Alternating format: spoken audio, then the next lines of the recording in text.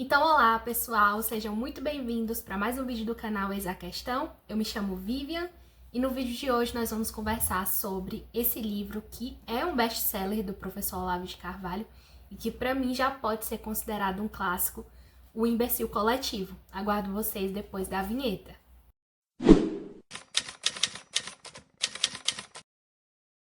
Então, pessoal, o canal ele já fazia bastante tempo sem vídeo aqui, né? Realmente minha vida tava muito corrida, ainda peguei dengue pra acabar de completar, né? Então passei uns dias aí sumida aqui do canal. E esse livro aqui já tem basicamente quase um mês, né? Eu tô gravando no dia 2 de junho, mas eu finalizei a leitura dele no dia 5 de maio. Então já tem um tempinho que é pra eu ter gravado esse vídeo e ainda não tinha conseguido gravar. Eu também não gosto muito disso, eu gosto de, assim que eu finalizo o livro, já gravar aqui o vídeo pra vocês, porque as informações, né, ainda estão mais frescas na memória. Conforme o tempo vai passando, a gente vai perdendo ali certos detalhes, né, a gente acaba lembrando só, assim, da ideia geral. E até mesmo detalhes sobre a experiência da leitura em si, né, como foi a minha experiência. Com o tempo a gente acaba esquecendo um pouco e lembra só, assim, do que é mais importante do conteúdo do livro, né. Eu até pretendia gravar um vídeo com mais conteúdo sobre esse livro, mas infelizmente não deu. Então, esse vídeo aqui vai ser um vídeo bem mais leve do que, por exemplo, o que eu tenho aqui no canal sobre o Jardim das Aflições. Também porque eu vou conversar com vocês sobre como é o formato desse livro, né? Aqui a gente não tem um formato parecido com o Jardim das Aflições, que foi feito de uma forma mais estruturado, né, com começo, meio e fim. Então é como se ele contasse uma história. Aqui a gente tem o que é muito parecido com O Mínimo que Você Precisa Saber para Não Ser um Idiota. Nós temos uma coletânea de artigos do professor Olavo que foram reunidos aqui conforme o seu tema para provar, né, digamos assim, uma tese do professor. Então, a gente tem aqui artigos que vão falar sobre diversos temas, diversas situações do que o professor Olavo estava observando ali naquela época. Existem artigos que eles são maiores, né, mais robustos, de muitas páginas, outros que são apenas uma página, né. Existem alguns que eles já são mais parecidos mesmo com um ensaio filosófico, outros que eles já parecem mais uma matéria jornalística, ou um artigo jornalístico. Então a gente tem aí essa variação. O que é bom, acaba que a gente não cansa na leitura, né? Você vai intercalando aí textos com mais conteúdo mais aprofundado, outros que são mais críticas mesmo a certas personalidades daquela época. Então isso meio que não cansa, né, a leitura, e você consegue ler aqui esse livro de forma bem leve e rápida também, apesar de ser um livro grande. E essa leveza na leitura desse livro aqui, ela também é muito contribuída pelo humor do autor, né? Aqui, logo no início do livro, a gente já vê traços da personalidade extremamente bem-humorada do professor Olavo. Por exemplo, aqui logo no início, nós temos aqui esse formulário que ele fez. É um formulário padrão para a redação de críticas ao Imbecil Coletivo. Então, ele vai dizer o seguinte, né? Que nestes dias de progresso velocíssimo, ninguém tem mais tempo para nada e não é justo exigir de pessoas atarefadas como os intelectuais brasileiros que leiam este volumoso livro só para depois redigirem 15 ou 20 linhas que todo mundo já sabe de antemão o que vão dizer. Por esta razão, forneço aqui este formulário onde essas amáveis criaturas poderão escolher, conforme o estado de seus respectivos fígados, as frases mais apropriadas a descrever o que sentem da obra e do autor. Então aqui a gente já tem a personalidade do Olavo, né? Aquela sátira, aquela ironia que realmente, assim, envergonha quem ele tem que envergonhar mesmo. Então, a gente tem aqui o formulário, aí ele vai dizer, Olavo de Carvalho, autor deste, aí tem aqui as opções, metralhadora giratória, mistifório reacionário, escandalosa polêmica, pretende implodir a cultura brasileira, ou destruir reputações ilibadas, ou expelir seu excesso de bile. Então ele já vai colocar aqui um formulário para que os intelectuais não tenham o trabalho, né, de ler a obra dele, já que eles já formulam crítica sem precisar ler a obra, né? E aqui, logo nesse início, logo nesse formulário, que é a primeira coisa que a gente tem contato aqui no livro, a gente já vê quem vai ser a figura central aqui desse livro. Quem é que o professor vai analisar, quem é que o professor vai criticar, que é basicamente a intelectualidade brasileira, né? Então aqui o imbecil coletivo, ele não é uma pessoa, ele é um conjunto, é uma ideia assim de conjunto de pessoas, que eu vou conversar mais na frente com você direitinho sobre esse conceito. E aqui a gente tem, né, atualidades inculturais brasileiras. Então, aqui nesse livro nós temos sim temas políticos, algumas críticas políticas, mas isso não é o principal. Então aqui nesse livro não espere que o tema principal vai ser o Olavo falando sobre política, criticando o comunismo. Aqui a gente vai ter o Olavo voltado para uma crítica da intelectualidade, né, das pessoas ali que naquela época estavam sendo professores, estavam na mídia, eram as pessoas que estavam escrevendo artigos, publicando matérias em jornais, críticas muitas vezes culturais, literárias e falando besteira aí na mídia. E muitas dessas pessoas muito respeitáveis, muito elogiadas aí na grande mídia, né? Então a gente vai ver o professor fazendo uma crítica a essa classe intelectual. E aqui no sumário, né, depois desse formulário que eu mostrei para vocês, nós temos também, a gente percebe também o traço desse humor do professor, né, que assim que eu peguei no livro, eu fui lendo, eu sempre gosto de ler todas as páginas do livro, eu sou bem criteriosa. Então eu vou lendo todo, os prefácios, o sumário, eu faço ali uma leitura. E logo aqui, quando eu peguei, eu achei muito engraçado, porque você vê aqui, né, logo no final, você tem aqui o suplemento, né, e aí depois você tem o suplemento do suplemento e o suplemento suplementar, que é uma coisa assim um pouco satírica, digamos assim, né? Quase uma sátira literária. Então a gente vai ter suplemento do suplemento, suplemento suplementar. Ou seja, outra coisa que eu achei muito legal aqui do imbecil coletivo.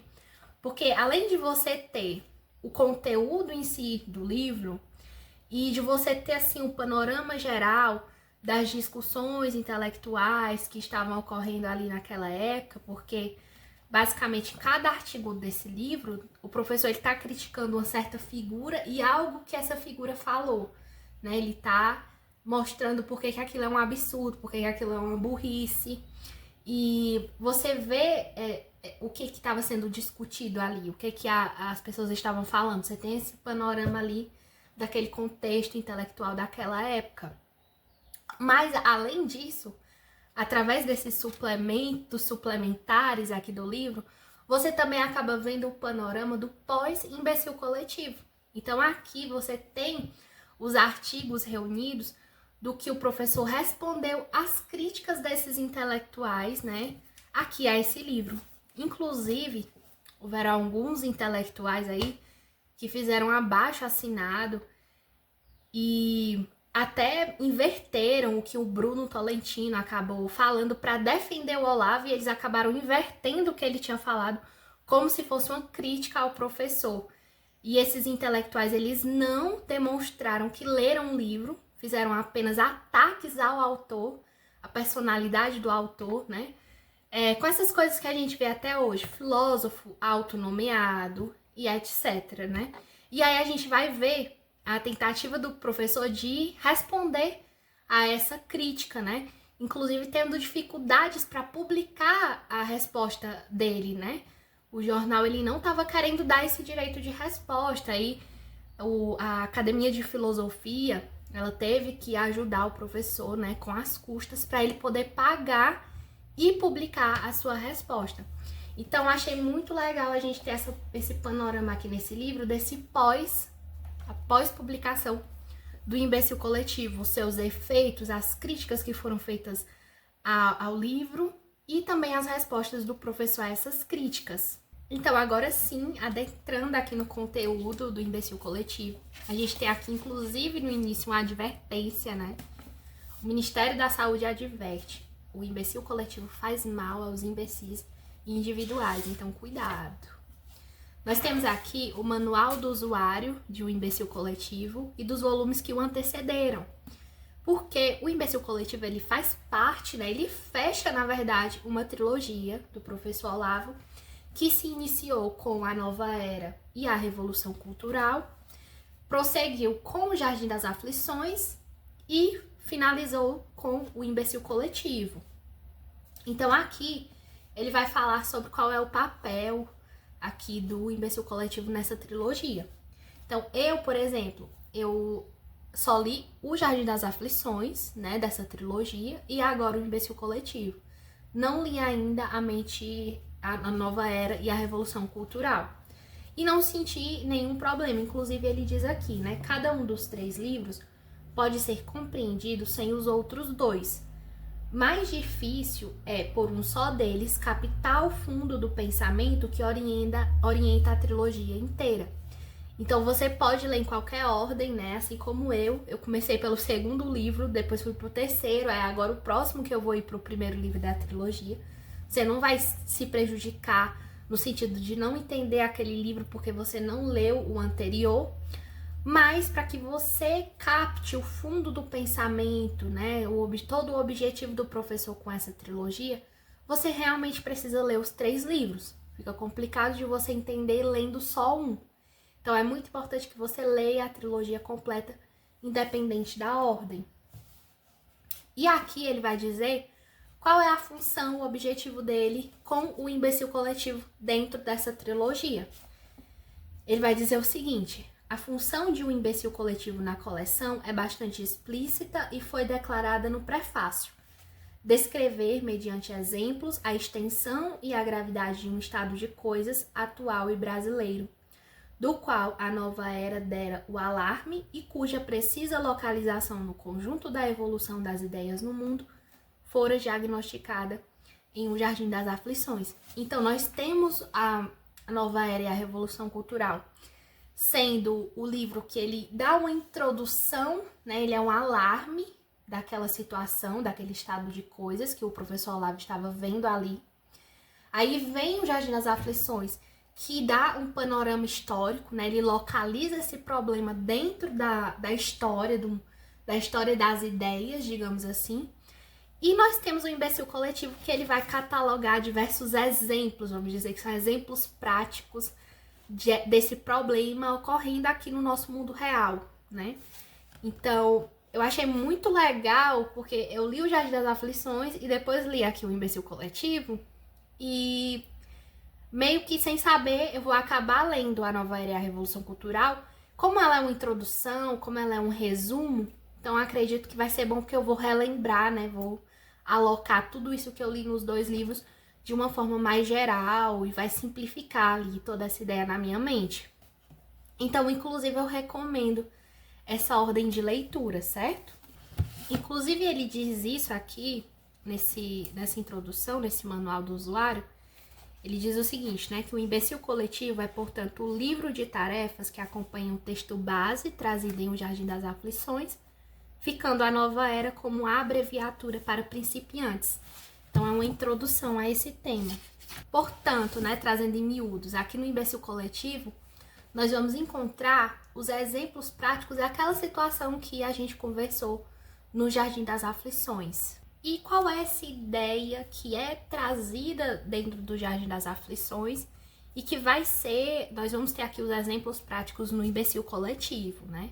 De forma bem simplista, bem geral, seria justamente essa tese do professor, de que ao longo do tempo, né, conforme aí as transformações na história que a gente viu lá no Jardim das Aflições, né, durante, inclusive, essa luta por restauração do Império Romano, né, com essa troca aí de ideias, ideologias ali no poder, tentando restaurar, digamos, esse império, ele vai defender que nós tivemos um abandono da busca pela verdade, né? As pessoas que buscam conhecimento, os intelectuais, os filósofos, eles foram abandonando essa ideia da busca pela verdade e substituindo-a por ideias políticas, ideologias, coisas que simplesmente não dizem nada sobre a nossa realidade de fato, né? Então as pessoas abandonaram a verdade e colocaram ali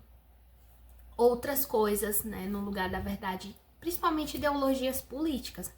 Então aqui no Imbecil Coletivo nós vamos ter esses exemplos, né? É como se o professor ele estivesse provando através desses fatos que iam acontecendo ali durante a época em que ele estava tratando sobre esse assunto, e ele vai provar que realmente aquela tese dele estava certa, né? Ele vai provar por meio da própria realidade isso. Então, a primeira coisa que você precisa entender para poder compreender o que é um imbecil coletivo, nós temos que saber o conceito de inteligência. Então, como é que o professor utiliza esse termo e qual é o significado que ele dá a essa inteligência? Nós vamos encontrar o conceito aqui dentro da página 56, que ele vai dizer o seguinte: esta palavra russa, convém lembrar, não abrange em seu significado todas as pessoas empenhadas em tarefas científicas, filosóficas ou artísticas, mas somente aquelas que falam com frequência umas com as outras e se persuadem mutuamente de estar colaborando para algo que juram ser o progresso social e político da humanidade. Então não se enganem, né? A inteligência não é todo mundo ali que de certa forma está estudando literatura, que publica um artigo ou outro, que de certa forma é isolado, é um intelectual independente ali isolado. Não, a inteligência ela é um grupo de pessoas que estão ali se comunicando mutuamente, trocando elogios, né? Uma puxaçãozinha de saco. E elas acreditam que elas estão contribuindo ali para o progresso mundial. Então essa é a inteligência aqui para o professor Olavo de Carvalho. E através desse conceito nós chegamos ao conceito do que é o imbecil coletivo. Então ele vai dizer aqui na página 57. Uma vez compreendido o que é a inteligência, a expressão que nomeia este livro adquire plena clareza como designação de uma das atividades principais dessa categoria de seres. Então, o imbecil coletivo é uma das principais atividades dessa inteligência. O imbecil coletivo não é, de fato, a mera soma de um certo número de imbecis individuais. É, ao contrário, uma coletividade de pessoas de inteligência normal ou mesmo superior, que se reúnem movidas pelo desejo comum de imbecilizar umas às outras. Então, eu achei esse conceito muito interessante e genial, né? Muitas vezes durante o livro ele lembra isso, né? Ele lembra que, porque muitas pessoas, muitos intelectuais dessa época, eles se sentiram pessoalmente ofendidos com o imbecil coletivo. Eles achavam absurdo o intelectual, um escritor, usar esses termos chucros, né? E eles se sentiram pessoalmente chamados de imbecis. E muitas vezes o professor Olavo, ele lembra esse conceito, né? Que o imbecil coletivo é uma entidade coletiva, digamos assim. E essas pessoas que integram essa coletividade não são imbecis no sentido de tem uma inteligência menor, uma inteligência inferior. Não, muito pelo contrário, ele coloca aqui que essas pessoas, elas têm inteligência normal ou muitas vezes uma inteligência superior ali à média das outras pessoas. Só que o problema é que essas pessoas, elas começam a se reunir, começam a formar esse grupo para que cada uma imbecilize a outra. Então elas ficam ali trocando imbecilizações mútuas. E a gente tem aí esse afundamento da cultura, principalmente cultura brasileira. Então, como exemplo, né, como eu disse para vocês, que esse livro ele vai ser composto por muitos artigos de diversas situações, citando diversas pessoas, diversas personalidades intelectuais dessa época, eu vou utilizar aqui como exemplo, né, desse conteúdo, um dos artigos aqui do livro, que é o que está aqui na página 73, que se chama Hort e os Animais. E aqui, o que acontece? O professor, ele está criticando esse senhor, né, o senhor Richard Hort, por conta de um artigo que ele publicou e que ele diz o seguinte: a filosofia teve origem na tentativa de escapar para um mundo em que nada mudasse. Platão, fundador dessa área da cultura, a que hoje chamamos filosofia, supunha que a diferença entre o passado e o futuro seria mínima. Então ele está falando que o fundador, né, a filosofia, ela teve como base, como origem, uma tentativa de escapar para um mundo que nada mudasse. Só que ele está dizendo que Platão, ele supunha que não existia muita diferença entre passado e futuro. Só que como é que ele está num mundo que não tem muita diferença entre passado e futuro? E por que ele queria partir para um mundo em que nada mudasse, se ele já estava nesse mundo? Então fica esse questionamento. Então o professor ele vai bater, né, nesse trecho desse artigo. O que ele vai dizer? Assim principia o artigo de página inteira que o senhor Richard Horst publicou na Folha de São Paulo, no último dia 3 de março. Quando comecei a trabalhar no jornalismo, 30 anos atrás, um parágrafo desse teor seria impiedosamente riscado pelo copydesk, que ainda deixaria ao autor da pérola um bilhetinho mal criado, mais ou menos nos seguintes termos: mas como, ó espertinho, como poderia Platão desejar tão ansiosamente fugir para um mundo de estabilidade sem mudança, se neste mesmo mundo ele já não via grande diferença entre passado e futuro? Hoje em dia, a bobagem flagrante é publicada como alta manifestação do pensamento filosófico e não aparece em copy para dizer que ela não é aceitável nem mesmo como tentativa de jornalismo. Então aqui a gente vê a manifestação dessa ideia do imbecil coletivo. As pessoas que estão ali lendo aquilo, muitas vezes em vez de criticar, dizer, não, peraí, não é assim. Você tá falando uma bobagem, você tá falando uma besteira. Não, mas elas têm ali um trato em que elas estão imbecilizando-se. Então elas vão elogiar, elas vão colocar aqui o senhor Hort como um grande filósofo, como um grande intelectual, como uma pessoa de inteligência superior. Né? É como se fosse um trato de não falar que a outra pessoa tá errada. Né? Então vai todo mundo ali ficando caladinho e vai aceitando ali o que o outro tá falando, né? Para não criticar, porque existe aí esse combinado. Então isso acaba fazendo com que essas pessoas, esse meio intelectual, eles vão imbecilizando-se uns aos outros, né?